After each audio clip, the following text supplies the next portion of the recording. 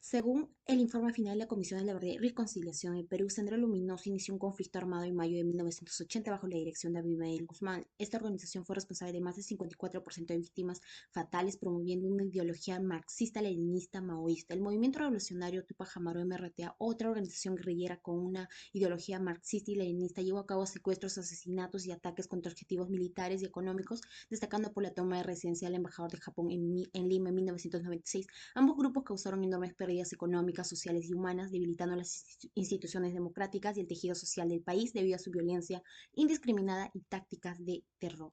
Según el PPT de la semana 12, nos menciona que por los 1980 surgió la lucha contra dos grupos subversivos.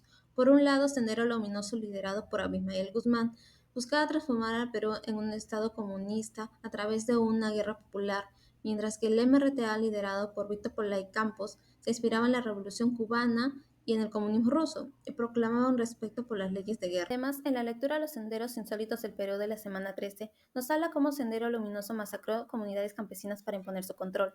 Ante esa situación, las Fuerzas Armadas tuvieron que intervenir, pero en un principio también cometieron varias violaciones de derechos humanos. Posteriormente dejaron atrás estas acciones para mejorar su integración con la población. Por otro lado, como respuesta a la violencia de Sendero Luminoso se formaron las rondas campesinas, reconocidas como Comité de Defensa Civil.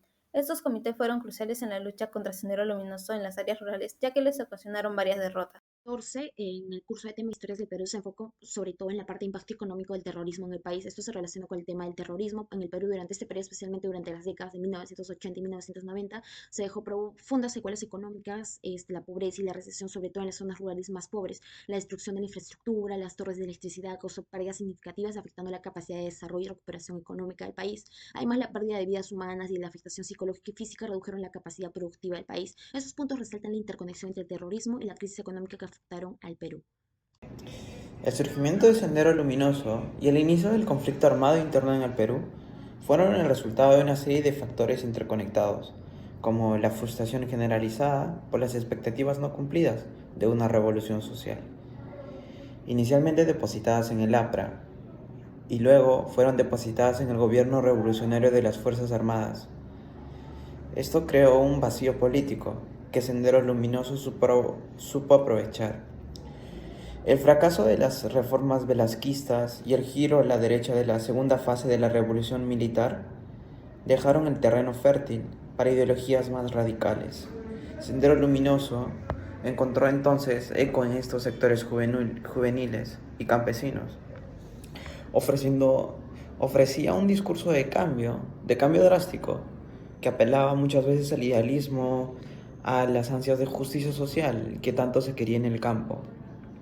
Sin embargo, como lo señala la Comisión de la Verdad y Reconciliación, la causa principal del conflicto fue la decisión unilateral de Sendero Luminoso de iniciar la lucha armada contra el Estado peruano, una acción que iba en contra de la voluntad de la mayoría de los peruanos y que desencadenó un periodo de violencia en todo el país. Según la política nacional multisectorial, entre 1980 y los 2000, más de 20.000 personas fueron reportadas como desaparecidas, con solo un pequeño porcentaje recuperado hasta la fecha. Además, grupos remanentes en áreas como el Brain continúan perpetrando secuestros especialmente dirigidos a comunidades indígenas y otros grupos vulnerables, incluidos niños y adolescentes, para su explotación laboral y sexual. Estos traumas han llevado a un prolongado proceso de desplazamiento interno y a la persistente estigmación y discriminación de las víctimas, complicando enormemente los esfuerzos por garantizar plenamente sus derechos y seguridad. La investigación indica que el desplazamiento forzado por grupos armados tiene un impacto significativo en el bienestar y la calidad de vida de las víctimas. En el contexto peruano, la población desplazada, especialmente sobrevivientes del periodo de violencia entre 1980 y 2000 y víctimas del terrorismo, enfrentan una vulnerabilidad extrema. Esta población, mayormente compuesta por niños, niñas y mujeres, pertenece al pueblo de indígena Ashaninka, que ha sufrido condiciones similares a la esclavitud bajo el control del grupo terrorista. Actualmente muchos de ellos viven en áreas donde la presencia estatal es escasa o insuficiente. Señor Gemal, ¿qué experiencia tuvo con el terrorismo? Fui testigo presencial de una incursión del movimiento terrorista revolucionario Tupac Amaru, cuando el 5 de enero del año 1992, una columna armada de al menos 1.500 subversivos del MRTA incursionaron en la ciudad de Moyobamba, capital de la región San Martín. El ataque de este grupo de sanguinarios MRTistas a la ciudad de Moyobamba produjo un enfrentamiento armado con miembros de la Policía Nacional que terminó con la vida de 2 civiles, 3 policías y un número no precisado de bajas en el bando terrorista, a cuyos muertos y heridos de gravedad los evacuaban por el río Mayo. Asimismo, en esta incursión armada terrorista, los sediciosos tomaron los 3 puestos policiales de la ciudad, así como el establecimiento penitenciario San Cristóbal, a fin de someter a las fuerzas del orden y apoderarse del armamento y pertrechos policiales. También asaltaron el banco de crédito con el objetivo de saquear la bóveda y contar con dinero para solventar sus actos terroristas. Fueron momentos difíciles que hemos soportado los ciudadanos peruanos en la década de los 80s y 90s, viviendo una realidad política y social de caos y desesperanza, en la cual el Perú se desangraba día a día producto de la demencia terrorista que sembró el MRTA en el Perú y particularmente en la vertiente del río Boyaga de la selva peruana. Bueno, señora Arriaga, ¿qué experiencia tuvo con el terrorismo? Bueno, te comento algo breve, resumido. Yo esa vez tenía, bueno, no recuerdo la edad, recuerdo vagamente y por otros familiares que hemos vivido. Como hasta ahorita existe la empresa Expreso Cabanino, que siempre hace su viaje para solo salir los domingos, ha ido llevando pasajeros. Pero ya los senderistas, terroristas o camaradas, como se le llamaba antes, encabezados por camarada José, toman de rehén a los pasajeros, a chofer de la empresa. Y en el transcurso del camino llegan matando a la gente, pero no con revólver, metralletas, sino con arma blanca, lo que encontraban, si era piedra, palo, pico, lámpara, lo que se usa ya más que nada los campesinos, pues, ¿no? Llega al pueblo, llama 2 horas, 3 horas, y la cual las autoridades están organizando una fiesta por reto para el 28 de julio.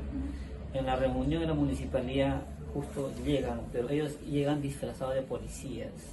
Y entonces la gente se confunde, no se dan cuenta que eran terroristas, pensando que eran policías. Pero ahí entran a la municipalidad y hubo la matanza de 18 tantas personas que murieron todos, entre mujeres y hombres. Y de ahí ellos se retiran con destino a otro pueblo. En el camino también siguen matando a la gente. Igual, ahí justo la familia de la Cruz Pineda mueren, los esposos. Por armas blancas también igual con pico, lampas y así sucesivamente. O sea, es trágica esa historia. Y ahí termina todo eso. Pero eso es algo breve nada más.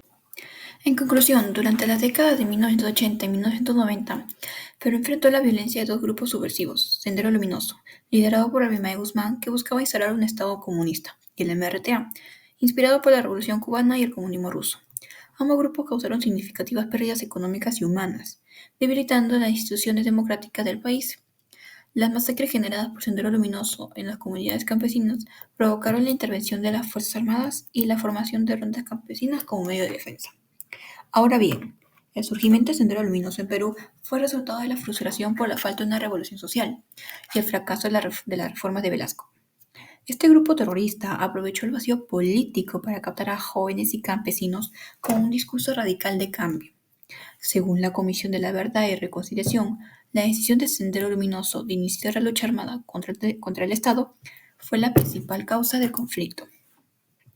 Las consecuencias de esta decisión se reflejan en el alto número de personas desaparecidas y las muertes causadas por la violencia, evidenciadas en los testimonios recopilados.